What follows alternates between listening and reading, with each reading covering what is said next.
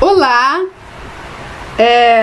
O primeiro vídeo que eu gravei, eu fiz a leitura do título 1 até o título 4. A gente parou aqui na seção terceira do ensino fundamental e da LDB. A LDB número 93, 90/94, 96, tá? Então, o objetivo desse segundo vídeo é a gente dar continuidade àquela primeira leitura, né, que a gente deu início lá no primeiro vídeo. Então, se você não pegou o conteúdo do primeiro vídeo, eu convido você a procurar aqui no YouTube, que eu também postei aqui, o primeiro vídeo sobre uma leitura da LDB. E esse vídeo, ele é para você que está com o tempo corrido, você não tem paciência de assistir os vídeos aulas, né, que é aquele vídeo mais detalhado, mais explicativo. Esse vídeo aqui a gente propõe fazer somente uma leitura da LDB para você acompanhar aí e anotar as partes que você julgar mais interessantes para a sua prova. Então, nós vamos dar continuidade aqui à leitura, né, da LDB número 93, 94/96. Nós vamos dar continuidade aqui da seção terceira do ensino fundamental. Artigo 32 diz o seguinte: o ensino fundamental, com duração mínima de 8 anos, obrigatório e gratuito na escola pública, terá por objetivo a formação básica do cidadão mediante... Aí tem os incisos de aqui. Primeiro, o desenvolvimento da capacidade de aprender, tendo como meios básicos o pleno domínio da leitura, da escrita e do cálculo.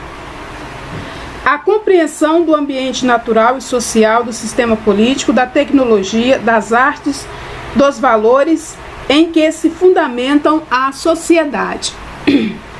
Terceiro, o desenvolvimento da capacidade de aprendizagem, tendo em vista a aquisição de conhecimentos e habilidades e a formação de atitudes e valores. Quarto, o fortalecimento dos vínculos de família, dos laços de solidariedade humana e de tolerância recíproca em que se assenta a vida social. Incisos primeiro aqui, é facultativo aos sistemas de ensino desdobrar o ensino fundamental em ciclos. Segundo, os estabelecimentos que utilizam progressão regular por série podem adotar no ensino fundamental o regime de progressão continuada, sem prejuízo da avaliação do processo de aprendizagem, observadas as normas do respectivo sistema de ensino. Terceiro, o ensino fundamental regular será ministrado em língua portuguesa, assegurada às comunidades indígenas a utilização de suas línguas maternas e processos próprios de aprendizagem. Quarto, o ensino fundamental será presencial, sendo o ensino à distância utilizado como complementação da atividade ou em situações emergenciais. Artigo 33. O ensino religioso de matrícula facultativa constitui disciplina dos horários normais das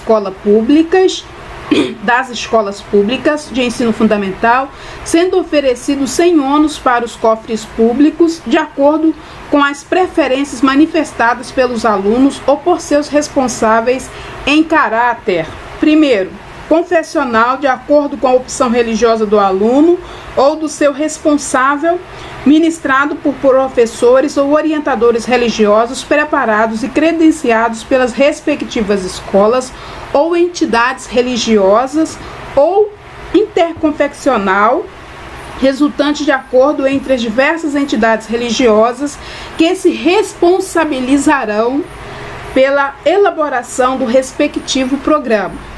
Artigo 34.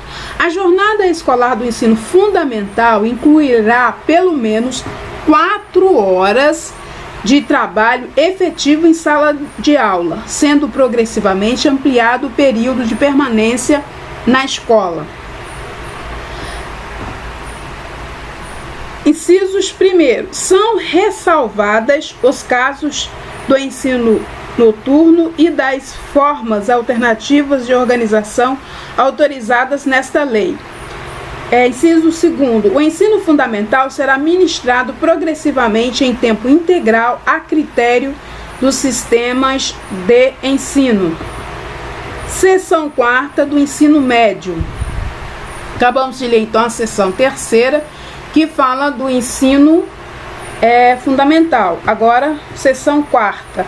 Artigo 35. O ensino médio, etapa final da educação básica, com duração mínima de 3 anos, terá como finalidade. Ensino médio, duração de 3 anos, terá como finalidade. Quais são as finalidades?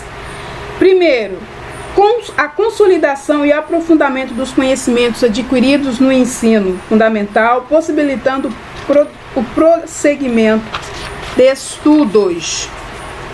Segundo, a preparação básica para o trabalho e a cidadania do educando para continuar aprendendo de modo a ser capaz de se adaptar com flexibilidade a novas condições de ocupação ou aperfeiçoamentos posteriores.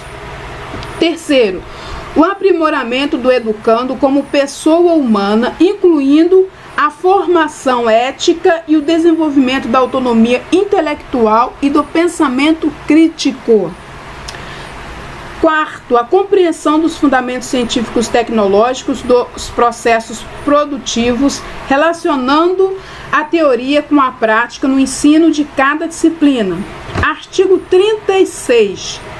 O currículo do ensino médio observará o disposto na seção 1ª deste capítulo e as seguintes diretrizes. Quais são as seguintes diretrizes que o ensino médio deverá observar?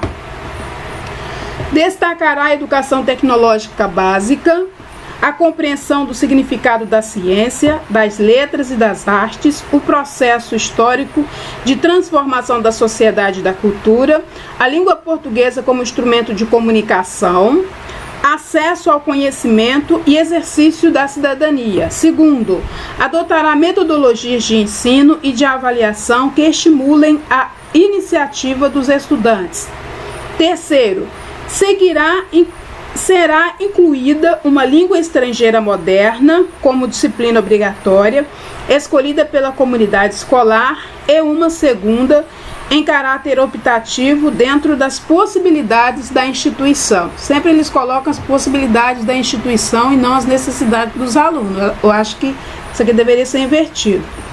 O educador, ele precisa atuar em função das necessidades que esse aluno apresenta, né? E essa instituição, ela precisa se organizar, né, em função dessas necessidades. Eu defendo isso. Bom, já que eu falei que não vou comentar, é só uma leitura, vamos prosseguir aqui.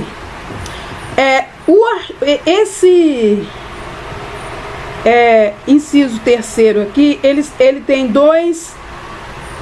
tem um grifo, né? Primeiro, os conteúdos, as metodologias e as formas de avaliação serão organizadas de tal forma que, ao final do ensino médio, o educando demonstre: primeiro, domínio dos princípios científicos e tecnológicos que prescindem a produção moderna. Segundo, conhecimento das formas contemporâneas de aprendizagem. Terceiro, domínio dos conhecimentos de filosofia, de sociologia necessários ao exercício da cidadania. O grifo segundo, o ensino médio, atendida à formação geral do educando, poderá prepará-lo para o exercício de profissões técnicas.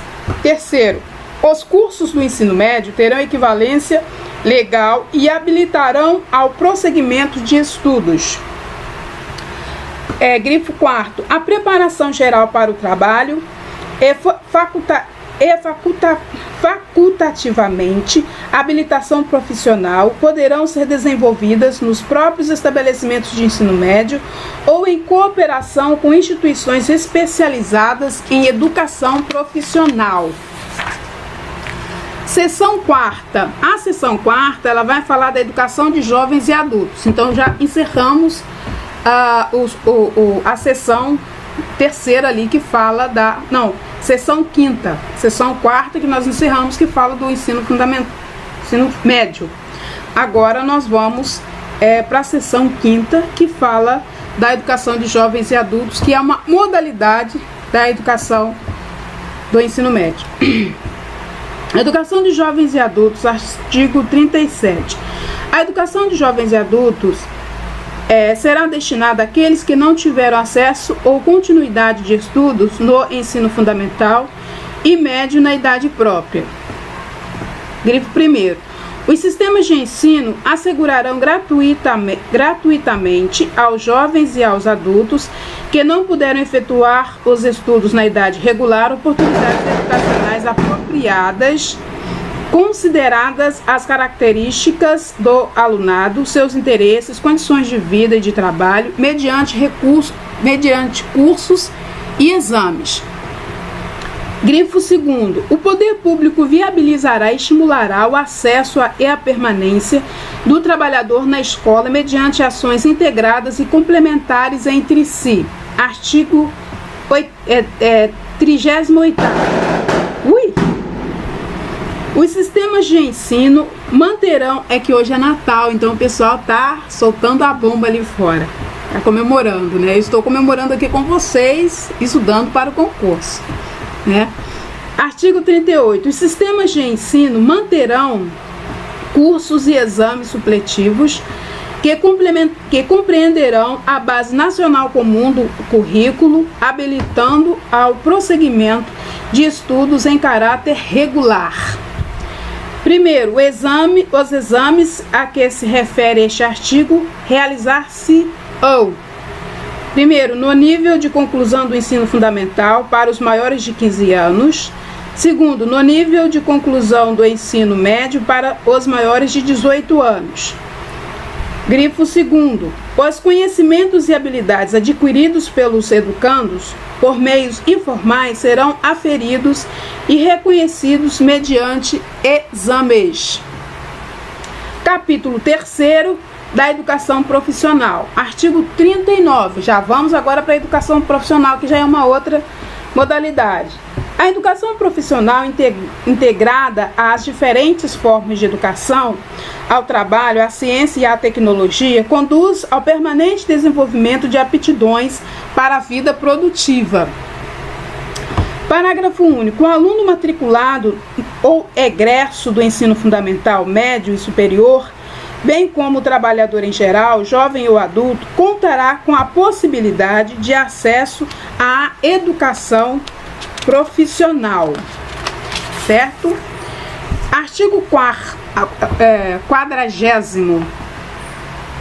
A educação profissional será desenvolvida em articulação com o ensino regular ou por diferentes estratégias de educação continuada, em instituições especializadas ou no ambiente de trabalho. Artigo 41º. O conhecimento adquirido na educação profissional, inclusive no trabalho, poderá ser objetivo de avaliação, reconhecimento e certificação para prosseguimento ou conclusão de estudos. Parágrafo único. Os diplomas de cursos de educação profissional de nível médio, quando registrados, terão validade nacional. Artigo 42º. As escolas técnicas e profissionais, além dos seus cursos regulares, oferecerão cursos especiais abertos à comunidade, condicionada à matrícula, à capacidade de aproveitamento e não necessariamente ao nível de escolaridade. Certo? Então agora a gente já vai aqui para o capítulo 5º da educação superior. Artigo 43º, educação superior tem por finalidade primeiro, estimular a criação cultural e o desenvolvimento do espírito científico e do pensamento reflexivo. Segundo, formar diplomados nas diferentes áreas de conhecimento aptos para a inserção em setores profissionais e para a participação no desenvolvimento da sociedade brasileira e colaborar na sua formação continuada. Terceiro, Incentivar o trabalho de pesquisa e investigação científica, visando o desenvolvimento da ciência e da tecnologia e da criação e difusão da cultura e, desse modo, desenvolver o entendimento do homem e do meio em que vive. 15 minutinhos, a gente vai até 30, certo? Promover, aqui já estamos no quarto, promover a divulgação de conhecimentos culturais, científicos e técnicos que constituem patrimônio da humanidade e comunicar o saber através do ensino, de publicações ou de outras formas de comunicação. Quinto, suscitar o desejo permanente de aperfeiçoamento cultural e profissional e possibilitar a correspondente concretização, integrando os conhecimentos que vão sendo adquiridos numa estrutura intelectual sistematizadora do conhecimento de cada geração. Vamos parar aqui, tomar uma aguinha, né? Me descer aqui, ó. Hoje tá bastante calor.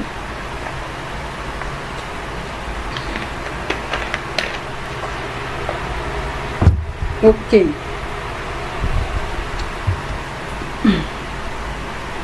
Vamos prosseguir aqui.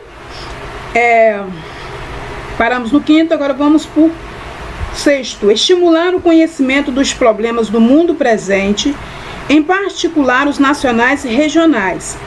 Prestar serviços especializados à comunidade e estabelecer com esta uma relação de reciprocidade.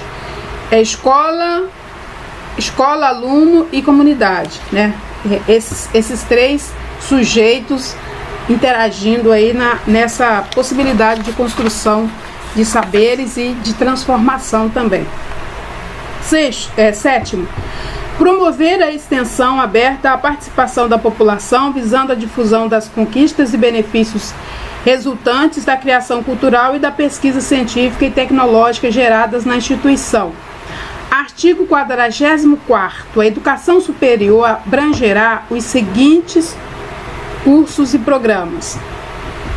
Primeiro, cursos sequenciais por campo de saber de diferentes níveis de abrangência, abertos a candidatos que atendam aos requisitos estabelecidos pelas instituições de ensino. Segundo, de graduação, abertos a candidatos que tenham concluído o ensino médio ou equivalente e tenham sido classificados em processo seletivo. Terceiro, de pós-graduação, compreendendo programas de mestrado, doutorado, cursos de especialização, aperfeiçoamento e outros abertos a candidatos diplomados em cursos de graduação e que atendam às exigências das instituições de ensino. Quarto, de extensão, abertos a candidatos que atendam aos requisitos estabelecidos em cada caso pelas instituições de ensino. Artigo 45º. A educação superior será ministrada em instituições de ensino superior, públicas ou privadas, com variados graus de abrangência ou especialização. Artigo 46º. Acompanhando aí, hein? A autorização e o reconhecimento de cursos, bem como credenciamento de instituições de ensino superior, terão prazos limitados, sendo renovados periodicamente após processo regular de avaliação. Agora tem aqui os grifos, vou ler o primeiro, o segundo. Após um prazo para saneamento de deficiências eventualmente identificadas pela avaliação a que se refere este artigo, haverá reavaliação que poderá resultar, conforme o caso, em desativação de cursos e habilitações, em intervenção na instituição, em suspensão temporária de prerrogativas da autonomia ou em descredenciamento. Então as instituições têm que tomar cuidado, têm que andar com seus papéis em dia. No caso de instituição pública, o Poder Executivo responsável por sua manutenção acompanhará o processo de saneamento e fornecerá recursos adicionais, se necessários, para a superação das deficiências. certo? Artigo 47º. Na educação superior, o ano letivo regular, independente do ano civil, tem, no mínimo, 200 dias de trabalho acadêmico efetivo, excluindo o tempo reservado aos exames finais, quando houver, certo? Quanto? No mínimo, 200 dias de trabalho letivo. Isso pode cair na prova. Primeiro, as instituições informarão aos interessados, antes de cada período letivo, os programas dos cursos e demais componentes curriculares, sua duração, requisitos, qualificação dos professores, recursos disponíveis e critérios de avaliação, obrigando-se a cumprir as respectivas condições. Segundo, os alunos que tenham extraordinário aproveitamento nos estudos, demonstrado por meio de provas e outros instrumentos de avaliação específicos, aplicados por banca, examinador especial, poderão ter abreviada a duração dos seus cursos de acordo com as normas dos sistemas de ensino. Olha que legal. Terceiro, é obrigatória a frequência de alunos e professores, salvo nos programas de educação à distância. Quarto, as instituições de educação superior oferecerão no período noturno cursos de graduação nos mesmos padrões de qualidade mantidos no período diurno, sendo obrigatória a oferta noturna nas instituições públicas, garantida a necessária previsão orçamentária. Artigo 48º. Os diplomas de cursos superiores reconhecidos, quando registrados, terão validade nacional como prova da formação recebida por seu titular. Primeiro, os diplomas expedidos pelas universidades serão por elas próprias registrados, e aqueles conferidos por instituições não universitárias serão registrados em universidades indicadas pelo Conselho Nacional de Educação. Segundo, os diplomas de graduação expelidos por universidades estrangeiras serão reavaliados por universidades públicas que tenham curso do mesmo nível e área ou equivalente, respeitando-se os acordos internacionais de reciprocidade ou equiparação. Terceiro, os diplomas de mestrado e de doutorado expelidos por universidades estrangeiras só poderão ser reconhecidos por universidades que possuam cursos de pós-graduação reconhecidos e avaliados na mesma área de conhecimento e em nível equivalente ou superior. Artigo 49º. As instituições de educação superior aceitarão a transferência de alunos regulares para cursos afins na hipótese de existência de vagas e mediante processo seletivo. Parágrafo único. As transferências ex ofício dar-se-ão na forma da lei. Artigo 50º. As instituições de educação superior, quando da ocorrência de vagas, abrirão matrícula nas disciplinas de seus cursos a alunos não regulares que demonstrarem capacidade de cursá-las com proveito mediante processo seletivo prévio.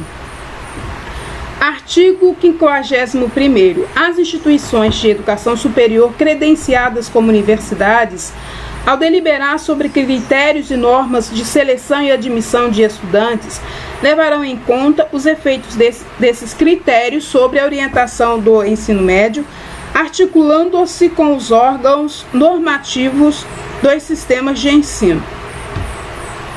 Artigo 52º. As universidades são instituições pluridisciplinares de formação dos quadros profissionais de nível superior, de pesquisa, de extensão e de domínio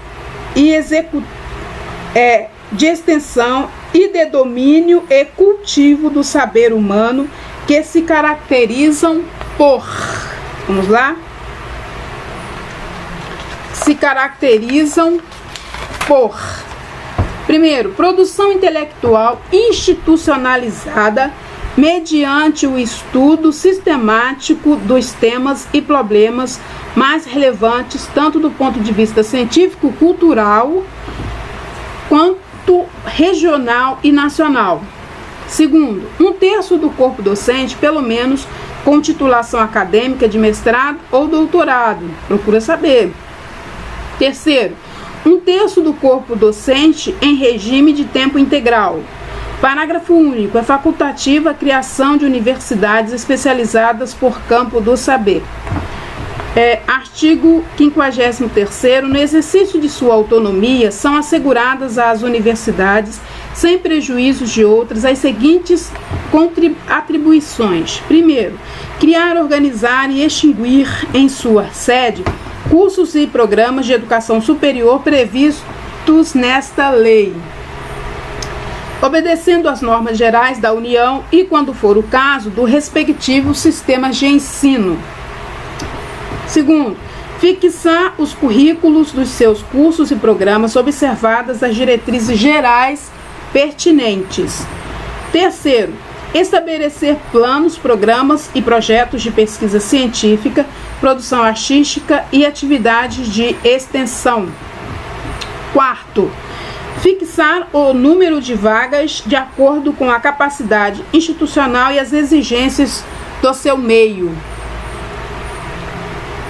Quinto, elaborar e reformar os seus estatutos e regimentos em consonância com as normas gerais atinentes. Sexto, conferir graus, diplomas e outros títulos. Sétimo, afirmar contratos, acordos e convênios. Oitavo, aprovar e executar planos, programas e projetos de investimentos referentes a obras, serviços e aquisições em geral, bem como administrar rendimentos conforme dispositivos institucionais. Nono, administrar os rendimentos e deles dispor na forma prevista no ato de constituição, nas leis e nos respectivos estatutos. Décimo, receber subvenções, doações, heranças, legados e cooperação financeira resultante de convênios com entidades públicas e privadas.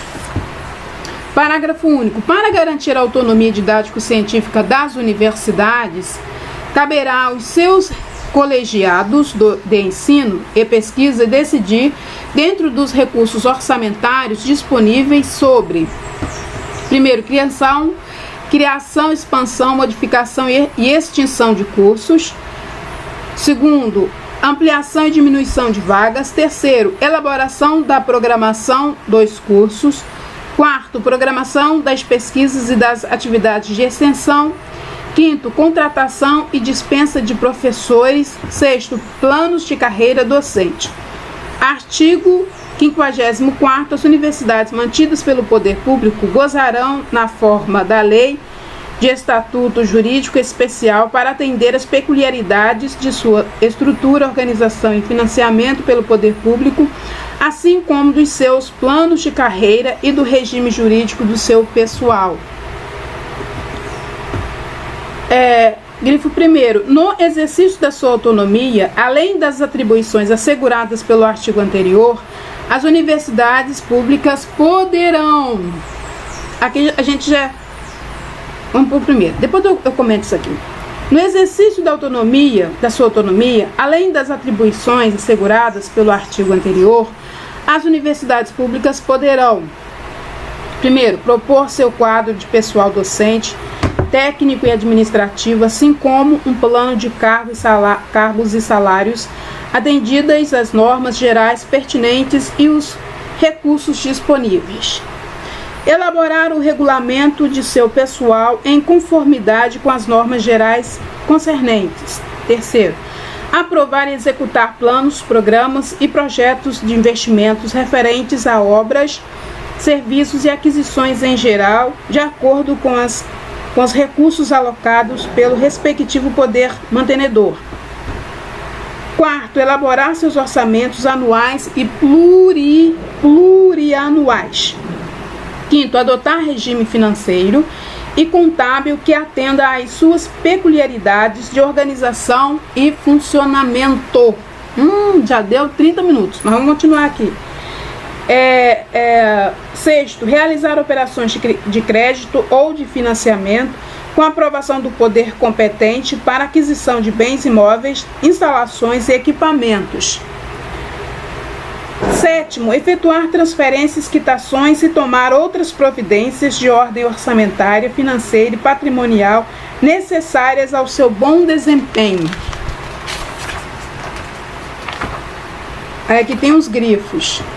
As atribuições de autonomia universitária poderão ser estendidas a instituições que comprovem alta qualificação para o ensino ou para a pesquisa com base em avaliação realizada pelo poder público.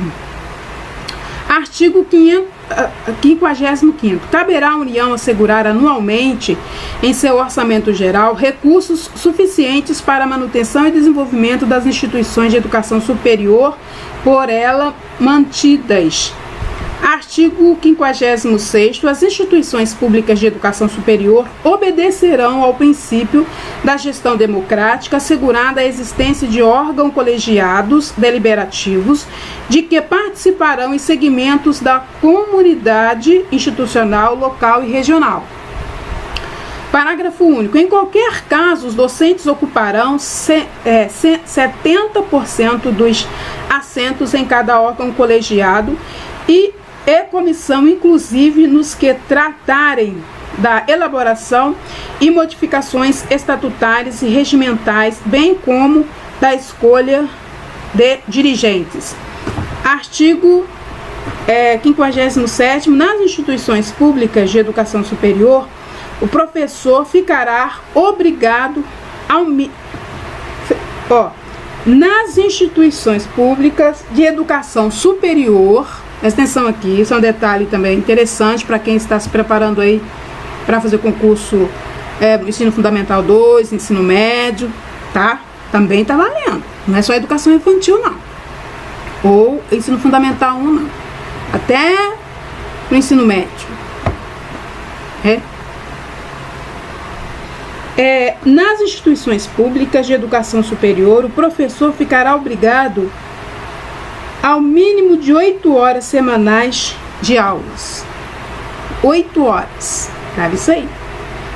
Aqui a gente já chegou no capítulo 5º, que fala da educação especial. Eu amo isso daqui. Eu sou especialista em educação especial, né? E além de eu amar a educação infantil, eu também gosto muito da educação especial. Eu acho que eu vou dar uma adiantada aqui nesse vídeo e vou ler os conteúdos aqui referentes à educação especial, porque a educação especial é uma matéria do momento, né? E ela é pequenininha. Vamos ler aqui então da educação. Vamos fechar então esse vídeo, o segundo vídeo, com os conteúdos aqui da educação especial, que é o capítulo 4, que fala aí da educação especial. Artigo 58º diz o seguinte: entende-se, uma maguinha, né? Mais maguinha aqui, um helpzinho.